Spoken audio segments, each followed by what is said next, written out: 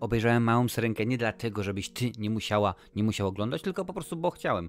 Bo moje dzieciaki również stwierdziły, obejrzyjmy, zobaczmy, jak to będzie wyglądało. No, jest kilka zmian. Jest kilka zmian oczywiście fabularnych. Nie będę ich omawiał, bo to są małe szczegóły, typu ptak się zmienia, to nie jest taki ptak, albo na przykład krab ma odpowiednią ilość odnóży, a nie miał tak na przykład w animacji sprzed wielu, wielu lat, bo technologia nie była taka. No wiadomo, wszyscy historię Małej Syrenki znamy, to jest baśń Jana Christiana Andersena, ale jak ten film jest wykonany, bo oczywiście wiele było kontrowersji związanych głównie z aktorstwem, z wyborem Syrenki i oczywiście do tego się również odniosę. Za reżyserię odpowiedzialny jest weteran Hollywoodu, Rob Marshall, no wiadomo, Piraci z Karaibów chociażby, czy musical Chicago i inne zacne produkcje, więc to nie jest tak, że facet nie miał pojęcia, on dokładnie wiedział, co robi i właśnie Hale Bailey to była jego wyborem. On zobaczył tę piosenkarkę właściwie jeszcze wtedy podczas występu na żywo i stwierdził, ok, super, rzeczywiście bardzo mi się podoba, przyjść na próbę, przyjść na przesłuchania i zażarło, można byłoby rzec. Stwierdził, że to po prostu rewelacja, naprawdę, ty jesteś moim wyborem numer 1, ale ponieważ to są zasady Hollywoodu, musimy jeszcze kilka innych aktorek przesłuchać, potem po prostu podbijemy pieczątką, tak, jak najbardziej, to ty jesteś wybrana. Fabularnie jest to typowy Disney, uwierz mi, to jest typowy Disney, rzeczywiście mamy wszystko piękne, zdjęcia są cudowne, to jak jest, no, powiem tak, rafa koralowa, w ogóle te podwodne sceny, jak są zrobione, bardzo mi się podobało. Osobiście jestem zadowolony z tego, jak wykonano pracę. Wiem, że ktoś może się czepiać, słuchaj, a stary, ale fizyka podwogą. Co? Słuchaj, ja z moim synem oglądam mnóstwo bajek o świecie gupików, tam nie wszystko się zgadza, tutaj również, więc akurat, ale to jest film dla dzieci, nie będziemy się... Niedawno byli Szybcy i Wściekli, tam się wiele nie zgadzało, tutaj również się wiele nie zgadza, ale to akurat nie o to chodzi. Technicznie film wygląda rzeczywiście bardzo dobrze, widać, że mnóstwo pracy było włożone w kostiumy, w scenografię. Tak stwierdził Rob Marshall, że wszystko, co się dzieje pod wodą, wszystko, co noszą osoby w postaci pod wodą, ma być ze świata podwodnego. I na przykład korona króla Trytona była zagwozdka. I jak zrobić, żeby to była korona, ale żeby to nie było z powierzchni. No co tutaj? No i okazało się, że jedna z osób odpowiedzialnych za tę część filmu widziała zęby rekina. Mówi, a gdyby tak zrobić koronę z zębów rekina? Podoba mnie się to. Proszę bardzo, zażarło, udało się i jak najbardziej w ten sposób bardzo to wszystko wygląda naprawdę dobrze, sensownie. Co tu dużo mówić, nie ma znaczenia, czy mówimy o rekinie, który atakuje Arielkę, czy o Florek, no to może troszeczkę rzeczywiście nie wygląda tak, jak pamiętamy go, no, chociażby w tej bajce tutaj, no ale to już musiało być bardziej realistycznie, ale rzeczywiście tak, ja najbardziej, ja to kupuję, ja jestem Team Arielka, może nie do końca, ale technicznie rzeczywiście jest dobre. Fabularnie, no oczywiście, że tak, no bo to jest Disney, to że ja sobie o tym filmie opowiadam, to ja nie jestem głównym odbiorcą tego filmu akurat. Moje dzieci są, ale ja byłem po prostu dodatkiem, więc czy mi się coś podoba, czy nie, to naprawdę dla Disneya nie ma znaczenia. Oni stwierdzili, robimy wszystkie filmy animowane na nowo. Tak naprawdę niewiele by brakowało, a ten film by nie powstał, bo oprócz tego, że ta wersja powstawała 4 lata, bo oczywiście były problemy pandemiksowe i tam jeszcze wcześniejsze inne, to już w 2015 roku Universal chciał właśnie zrobić wersję Małej Syrenki. W roli głównej miała wystąpić Chloe Grace Moretz, a reżyserować miała Sofia Coppola i miała to być wersja dużo mroczniejsza, bardziej zbliżona do tego, jak Hans Christian Andersen przedstawił ją w oryginale, bo pamiętaj, nieważne czy mówimy o Kopciuszku, czy o Dziewczynce z apałkami, czy o tym, wszystkie te opowiadania, wszystkie te bajki są dosyć mroczne i to, że akurat Disney je tak ładnie upiększył, tak, zrobił po prostu mniej brutalnymi, nikt nikomu sobie nie robi krzywdy, nikt nikomu nie obcina palców. Tak akurat było w Kopciuszku, ale dobra, mniejsza o większy, na to jeszcze przyjdzie czas. No to rzeczywiście jest to zrobione dobrze. Podoba mi się, że nie doszła do skutku ta wersja Universalu z 2015, gdyż jakiś czas temu widzieliśmy wersję filmową Dumbo, którą właśnie dla Disneya przygotował Tim Burton, no i moja wtedy 8-letnia córka powiedziała, tato, ja się boję, rzeczywiście to nie dla mnie, więc to jest Disney, to ma być ładne, to ma być dla dzieci, to się ma im podobać. Są piosenki oczywiście, nie wszystkie, dwóch zabrakło, ale... Na morza dnie! Na morza dnie! Ja wiem, ja rozumiem, że to jest nowa wersja. Widziałem wersję anglojęzyczną, no wiadomo, mieszkam w Irlandii, więc trudno darmo, żeby były filmy po polsku w kinach, ale jak dla mnie ta piosenka, no to zawsze będzie Emilian Kamiński, świętej pamięci, po prostu rewelacja, ale tutaj widać, że Hayley dobrze się czuje w tych piosenkach, rzeczywiście, że potrafi i naprawdę ładnie śpiewa. Ja jestem zadowolony z tego, jak to zostało wykonane, także jeżeli chodzi o piosenki, to również wygląda właściwie brzmi dobrze, chciałoby się rzec. Są te hity, które znamy oczywiście, są wykonane i to jest jak najbardziej jeden wielki plus. Jeżeli chodzi o aktorstwo, tutaj miałem zagwozdkę, bo ja jestem z osób, które tak naprawdę mnie to nie interesuje. Jeżeli, no wiadomo, że ostatnimi czasy Netflix nie pokazał klasy filmem dokumentalnym o Kleopatrze, ale tutaj stwierdziłem, okej, zobaczymy. Ja wiem, że w oryginale tutaj widzimy, ta Arielka ma białą skórę, rude włosy, wygląda jak typowa Irlandka i tak można byłoby podejść do tego, ale stwierdziłem, okej, zobaczymy i muszę przyznać, że Halle Bailey jest najsłabszym ogniwem tego filmu, bo ona jest nijaka. I nie wiem, czy to jest fakt tego, że postawili ją naprzeciwko Ursuli, czyli Melissy McCarthy, która według mnie jest najlepsza w całym filmie, czy Króla Trytona Javiera Bardema, ale po prostu nawet Art Malik się pojawia, genialny aktor z Konинont i stwierdzimy, że ona jest ładna, twarzyczka, dokładnie taka jak moja, i ładnie śpiewa i to wszystko. Czasami to jakoś zrobi minkę i tyle, ale nic więcej. To naprawdę to nie ma czegoś takiego, że można powiedzieć, o proszę bardzo, ona jest cudowna, ona jest tak jak na przykład było w Pięknej i Bestii, że rzeczywiście to tam jeszcze lepiej zagrało. No tutaj nie, ona po prostu jest i na dodatek jest, można byłoby rzec. Mimo, że jest tytułową bohaterką naszego filmu, to niespecjalnie. Jak już mówię, czyli Melissa McCarthy, ona jest cudowną Ursulą, naprawdę ona jest rewelacyjna. Kiedy się ją ma w pełnej krasie, ona w ogóle nie śpiewała do tej pory, bo kiedy dostała tę rolę, tam powiedziano jej, Melissa, ale ty musisz zaśpiewać. No i dopiero poszła do powiedzmy do amerykańskiej Eli Zapędowskiej.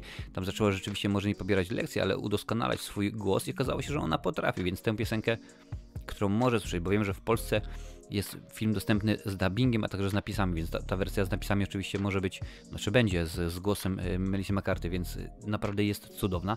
Javier Bardem, tak, jest widać, że to jest stary wyjadacz, to już jest wyga, on dokładnie wie, na czym polega aktorstwo i nieważne, czy on jest super Trytonem, czy on jest złolem w jednym z filmów, on po prostu zawsze jest dobry.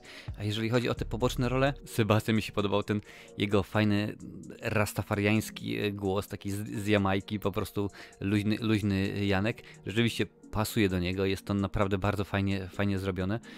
Znów, jeżeli akurat obejrzałaś z wersją polską dubbingową, nie masz możliwości porównania, ale za czas jakiś oczywiście będzie na Disneyu dostępna. Na Disneyu to wiadomo, że wszelkiego rodzaju wersje językowe są, więc można spokojnie wtedy włączyć po angielsku z napisami polskimi, więc będzie dobrze.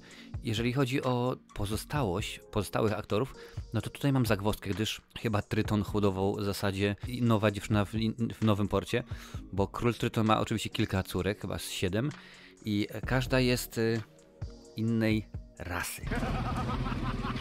Tak, mamy Azjatkę, mamy czarnoskóre Indyjki, widać, że mamy jakieś Skandynawki, po prostu, powiedziałbym, w porządku, Król Tryton, ale to jest taki wielki nacisk na to oczywiście, że Król Tryton chce zachować Arielkę bezpieczną, bo jej matkę zabili ludzie, nie zdradzam fabuły, nie zdradzam nic nowego, więc jak najbardziej nie. A o pozostałych matkach nie ma ani słowa. O tym, że każda miała inną matkę, bo musiała mieć, to po prostu nie koreluje z tym wszystkim. Tak samo, jeżeli popatrzymy na naszych bohaterów, którzy się znajdują nad powierzchnią morza, czyli na ziemi, tutaj również jest. Mamy pomieszanie z poplątaniem i biała matka, czarna córka, albo na odwrót, czarna matka, biała córka. I tak się zastanawiam, praktycznie rzecz biorąc, każdy w tym filmie jest adoptowany.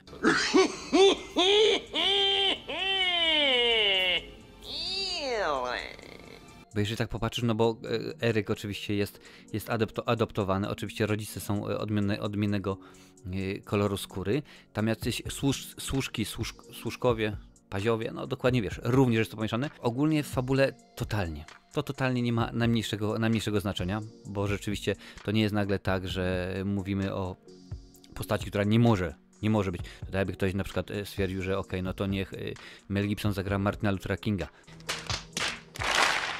Nie ma takiej możliwości, prawda? Są pewne warunki, pewne uwarunkowania, których nie jesteśmy w stanie przeskoczyć, ale tutaj jakie są szanse nagle, że na jednej wyspie, na jednym królestwie 80% osób jest adoptowanych? Tak nie bardzo to rzeczywiście wygląda i jak mówię, nie mam z tym problemu, Tylko problem mam z jednym, z poprawnością polityczną, bo tylko i wyłącznie o to tutaj chodzi, że Disney stwierdził, ok, no to musi być, ponieważ film musi się sprzedać zarówno w Ameryce, jak i w Europie, jak i w Chinach, jak i w Australii, jak i w Indiach. Indie to jest ogromny rynek, ponad 1 miliard ludzi, więc to musi się sprzedać. Bollywood, przecież największy przemysł filmowy na świecie i tak dalej, i tak dalej. To się musi wszędzie sprzedać, musi być wszędzie poprawność polityczna i to mnie bardzo się nie podoba. Rzeczywiście, że oni tak nas bezczelnie, przecież to już jest dla dzieciaków, to są filmy dla dzieciaków i od małego już nas indoktrynują. Nie jest pierwsza indoktrynacja, którą tu rzeczywiście widzimy. No jak dla mnie to jest słabe. Akurat ten konkretny aspekt jest słaby, bo z jednej strony masz tutaj Trytona, jak mówię, czyli tak, ja najbardziej twoja matka, super i tak dalej, ludzie ją zamordowali, ale ona była cudowna,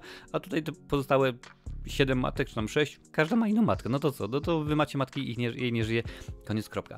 Więc w tym aspekcie jest słabo, ale czy ten film warto obejrzeć? Oczywiście, że tak. Ja się na nim bardzo dobrze bawiłem, bo oczekiwałem aktorskiej, jakbykolwiek to nie zabrzmiało, aktorskiej wersji Małej Syrenki i może poza tym, że konkretne wybory obsadowe mi się nie podobają, nie zawsze mi się podobają, no to film ogląda się dobrze, ogląda się naprawdę cudownie, dostajemy te piosenki, te hity, które znamy, to był bardzo dobry, to był świetny ruch, że nie stwierdzili, ok, no to my mamy tamte piosenki, teraz napiszemy coś nowego, wymyślimy koło na nowo.